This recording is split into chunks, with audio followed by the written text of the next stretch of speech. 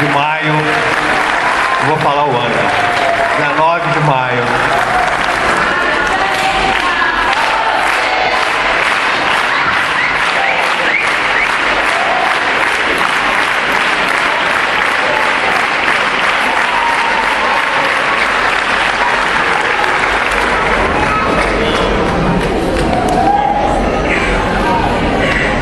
É com muito carinho, com muita emoção que eu estou aqui representando meu pai, Jair Sálvio, já falecido, e que me trouxe aqui pela primeira vez como uma simples estagiária. Fui muito bem recebida pela dona Elce e que gostou do meu trabalho e estou aqui até hoje há 27 anos. E pretendo continuar ainda, porque eu gosto muito, muito daqui. Obrigada.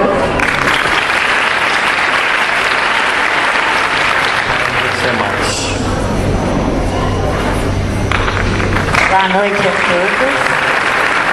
Em primeiro lugar, eu quero agradecer a Deus por eu estar aqui representando meu pai e agradecer a diretoria toda, porque ele sempre me contava quando eu era criança que tinha colocado um tijolinho aqui na Senec para a construção dessa maravilhosa escola.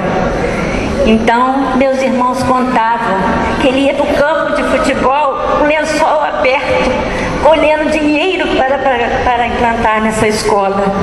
E com muito carinho, eu quero falar que meu filho Eduardo estudou aqui, minha irmã Valma e meu marido Miltinho foi o primeiro aluno do magistério homem que ele estudou aqui na Senec. Então eu quero agradecer a Deus e ao Fernando Lage por essa homenagem, que meu pai deve estar muito feliz lá no céu.